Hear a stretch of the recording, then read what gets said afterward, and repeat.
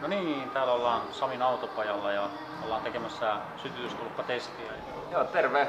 Mä oon Janne Uskali, Bomber Magazinen päätoimittaja. Me ollaan tässä Marteliuksen Markuksen kanssa tekemässä Samin autopajalla tulppavertailutestiä Bomber Magazineen.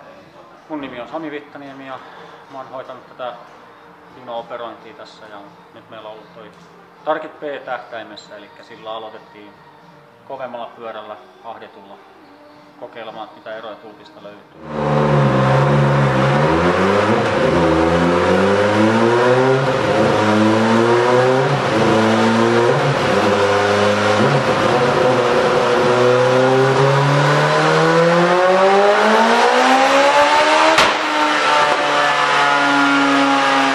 Niin, tässä meillä on Bomber Magazinen ja Marteliuksen tulppatestin toinen testikappale, eli Vavari K8 Busa.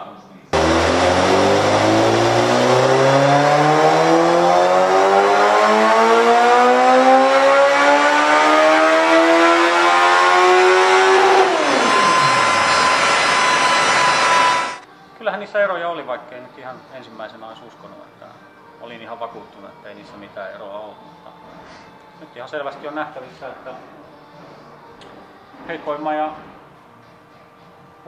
parhaimman tulpan välillä on kyllä ihan selvä ero.